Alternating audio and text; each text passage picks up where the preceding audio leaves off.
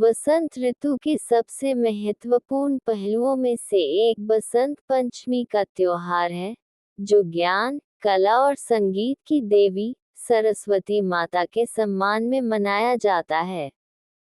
इस दिन लोग पीले रंग की पोशाक पहनते हैं, क्योंकि यह सरसों के खेतों के खिलने और वसंत के आगमन का प्रतीक है।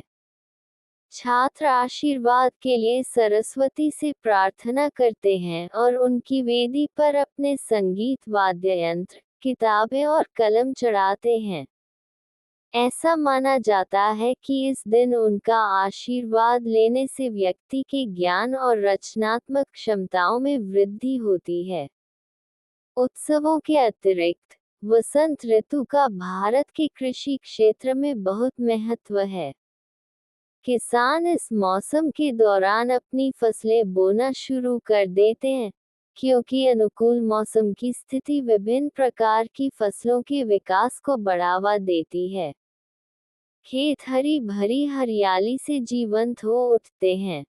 इसके अलावा वसंत ऋतु का आगमन लोगों के जीवन में ताजगी और पुनर्जीवन की भावना भी लाता है। ठंड और निराशाजनक सर्दियों को सहन करने के बाद वसंत की गर्मी और सुंदरता आत्माओं को ऊपर उठाती है और आशावाद की भावना को प्रेरित करती है।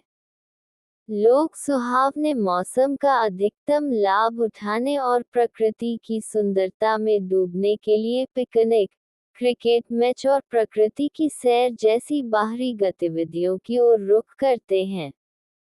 बसंत ऋतु के आगमन पर ही बसंत पंचमी मनाई जाती है। पौराणिक मान्यता है कि इस दिन माता सरस्वती का जन्म हुआ था, इसीलिए बसंत पंचमी के दिन सरस्वती माता की विशेष पूजा का आयोजन किया जाता है। माँ सरस्वती को विद्या एवं बुद्धि की देवी माना जाता है। बसंत पंचमी के दिन माँ सरस्वती से विद्या, बुद्धि, कला एवं ज्ञान का वरदान मांगते हैं। इस दिन लोग पीले रंग के कपड़े पहनकर पीले फूलों से माँ सरस्वती की पूजा अर्चना करते हैं। माँ सरस्वती को भाग्यश्वरी, भगवती, शारदा, वीणावादिनी, वाग्देवी के नाम से भी पूजा जाता है। बसंत पंचमी का महत्व। बसंत पंचमी का दिन बच्चों की शिक्षा दीक्षा के आरंभ के लिए बहुत ही ज्यादा शुभ माना जाता है। माना जाता है कि इस दिन से शिक्षा प्रारंभ होने से बच्चे ज्ञानवान बनते हैं और बुद्धि तीव्र होती है। बच्चों के अन्नप्राशन के लिए भी ये दिन बहुत शुभ होता है। गृह प्रवेश और नए कार्य भी इसी दिन से शुरू किए जाते हैं।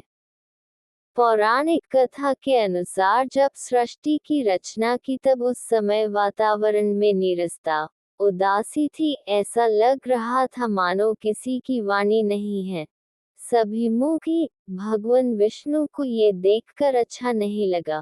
फिर उन्होंने अपने कमंडल से जल छिड़का। जल कणों के छिड़कते ही पेड़ों से एक शक्ति उत्पन्न हुई, जो अपने दोनों हाथों से वीणा बजा रही थी। साथ ही इस देवी के हाथों में पुस्तक और मोती की माला थी। इस देवी ने ही समस्त प्राणियों को वाणी प्रदान की, जिसके बाद से ही इन्हें सरस्वती कहा गया। ये देवी विद्या और बुद्धि की अधिष्ठात्री हैं, इसलिए इन्हें विद्यादायिनी भी कहा जाता है।